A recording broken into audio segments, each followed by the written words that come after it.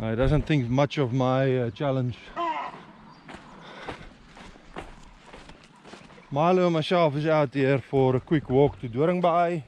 Want to get some drone footage, and also wanted to check out the damage that the baboons have done so far, because as soon as we get blocked off from Doringbaai, they come out in full force.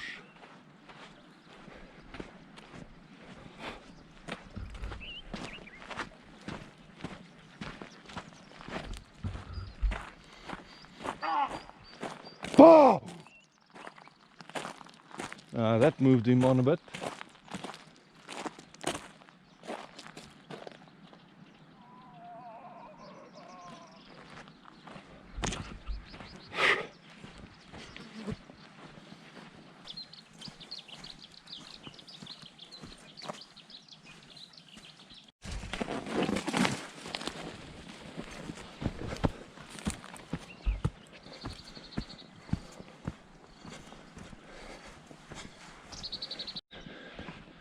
They're up there again.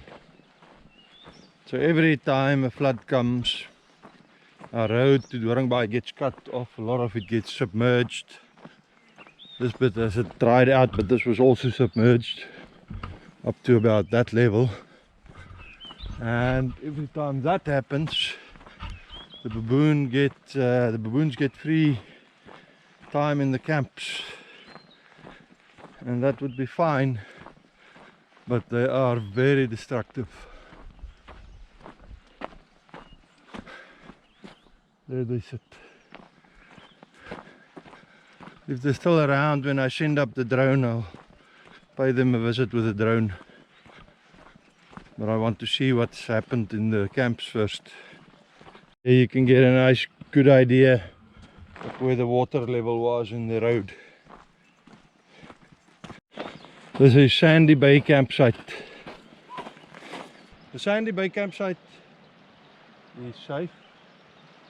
I'm standing on where the maximum level of the water has been. It's been here, and that's where the camp is. So it's got about another, my eye height is just above the cement floor, so we have about another 1.5 meters from where the level was before it will reach the campsite. It won't do it easily around here. You need a really high flood for that. Just saw fish in there.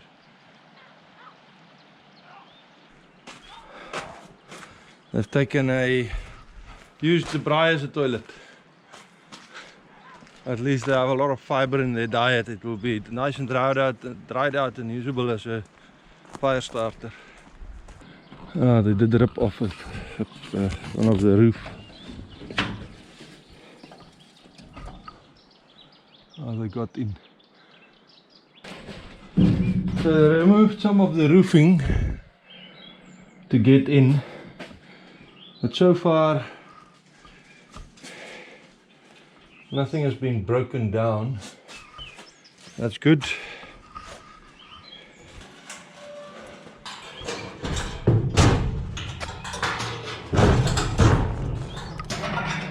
Right, let's move on to Durangbaai itself.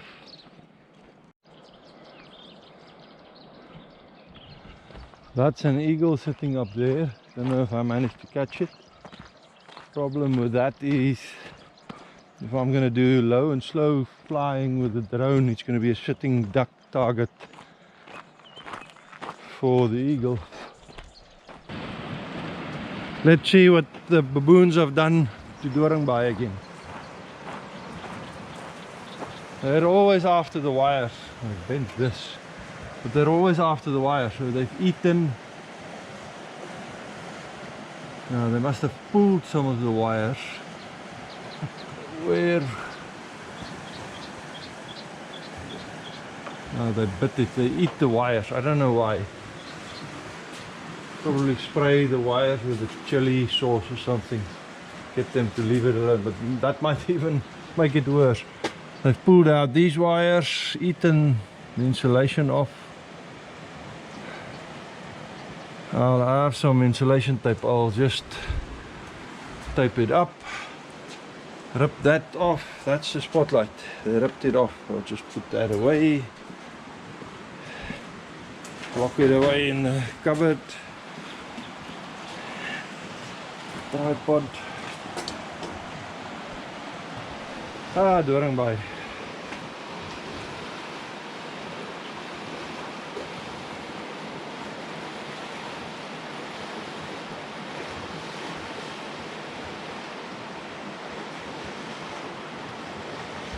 There's a gorge down there with nice big rapids, big drop. But I think at this level it might even be washed out, completely filled up. Let's have a look at the ablutions. Like we closed it off with wire meshing.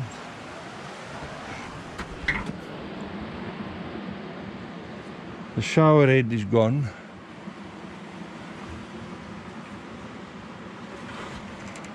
The pipes seem to be intact.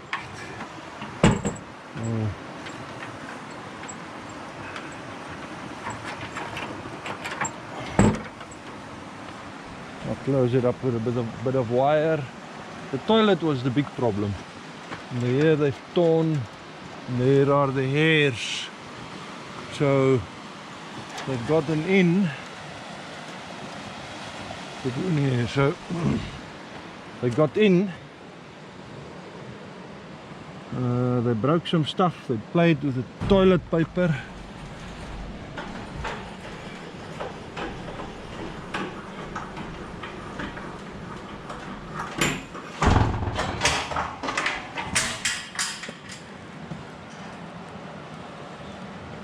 And they rolled down the roll of toilet paper. They pulled on the wiring. Ish. We'll have to enclose the wiring here as well.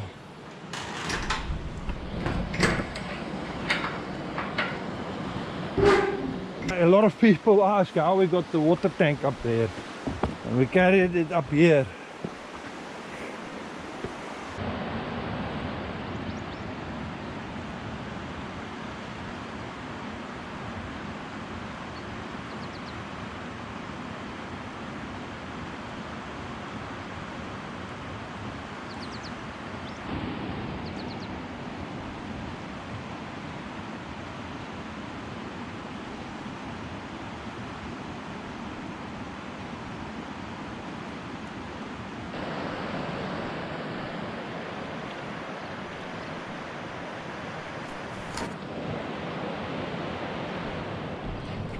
I'm just looking around for leopard tracks, but I'm only seeing baboons so far.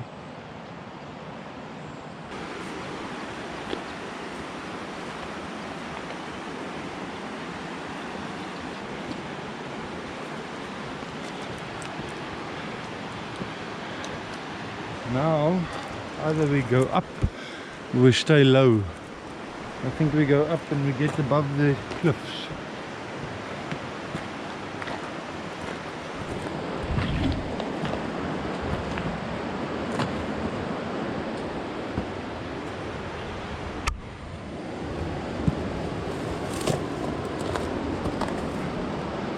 Milo is taking another road.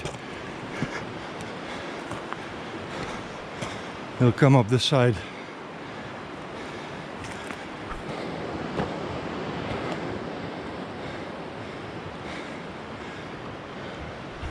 He took the better road.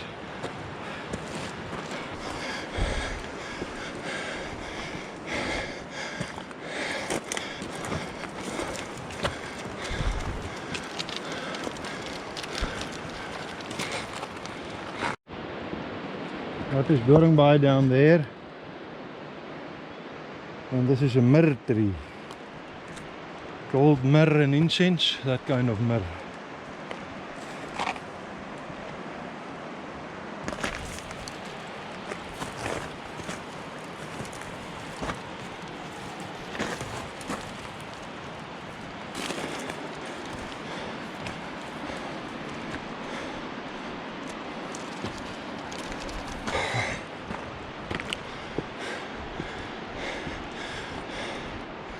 Now this is a candle bush. This is young new growth. It's still white. as it gets older, it gets this wax skin around the stem, and that's why I call a candle bush. You can light the end of it and the wax on it will make it burn like a candle. I have demonstrated it in the old video I made about 2 years ago.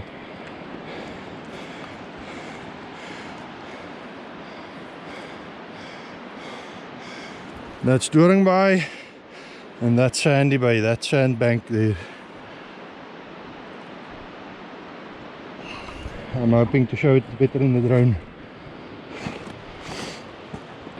Right, we're gonna fly the drone.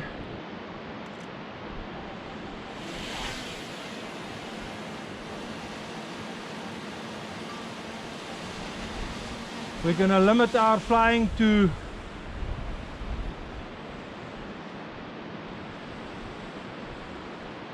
downriver, upriver, showing Doringbaai camp, because, and then moving down, because these muggies is just gonna kill me.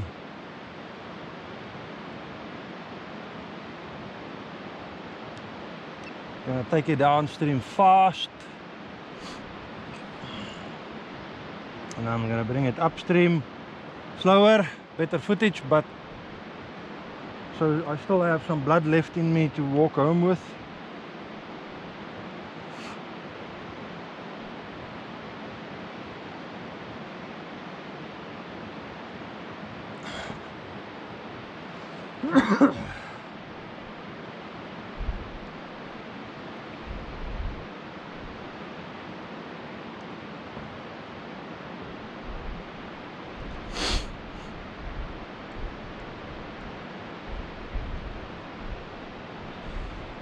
As you can see there, the river can get really wide.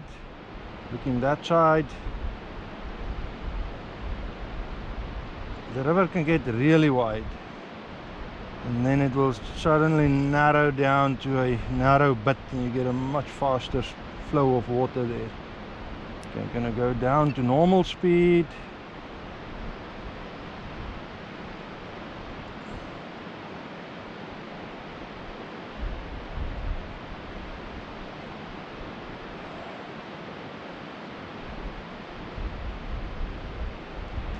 Let's just see where we're going. I don't want to go muggy. I don't want to go into a tree.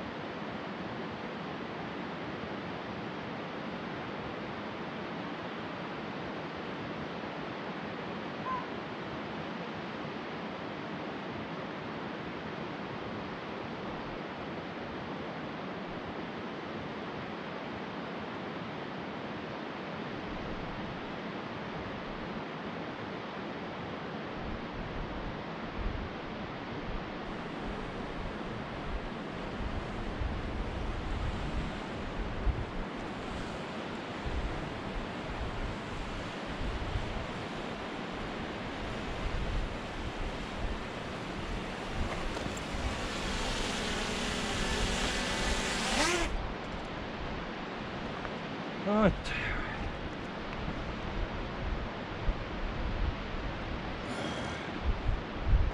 I just filmed the baboon troop.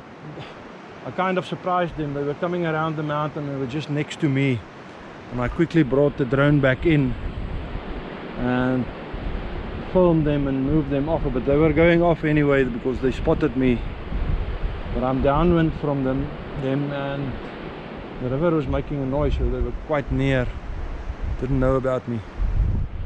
They are on the second deal now, watching me from there. Anyways, time to get down.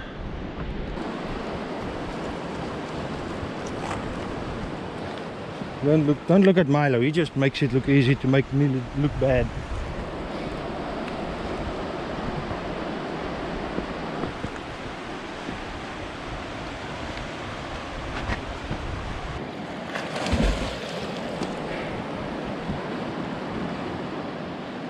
Hit you.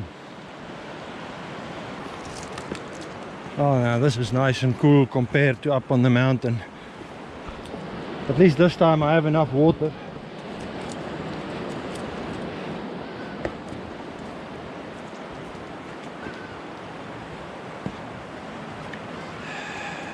Baboon tracks.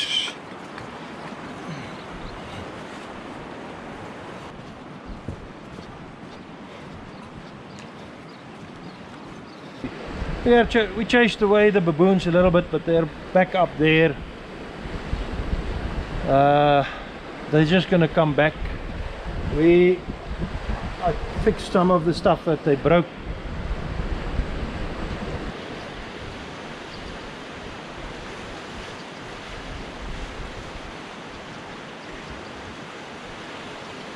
I'd be happy just sitting and watching that for an hour.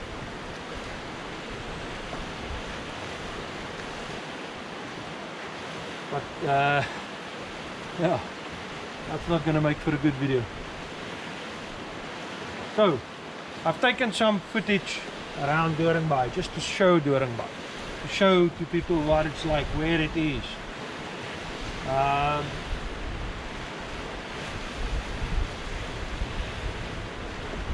I've also shown its relationship to Sandy Bay. Sandy Bay is about 500 meters or so away.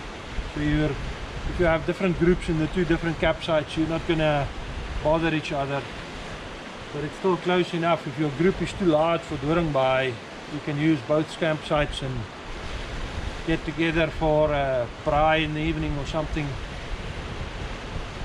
In that case, Sandy Bay has more space in the evening. Durangbaai has got better shade during the day and it's cooler here, but Sandy Bay, once the sun sets, you're on a beach, you're in the water. That's great.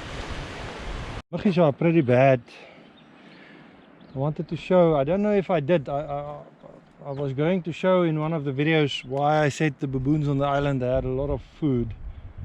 These seed pods, this tree is a prosopis tree from Central America. They call it Mesquite. The seed pods are edible. And it's quite sweet.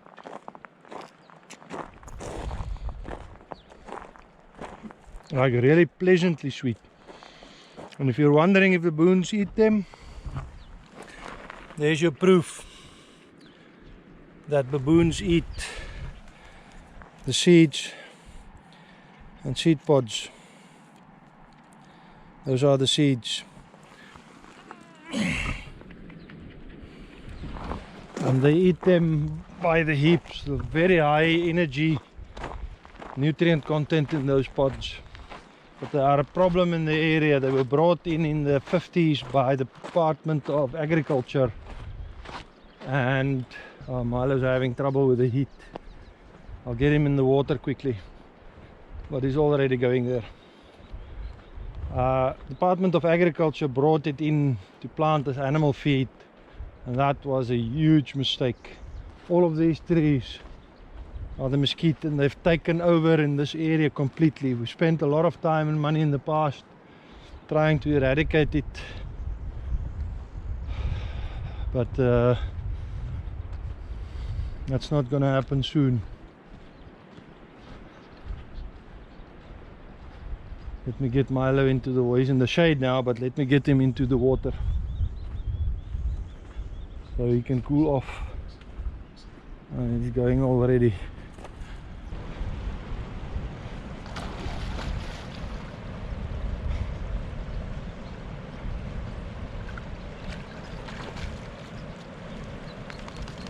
Okay, he's wet.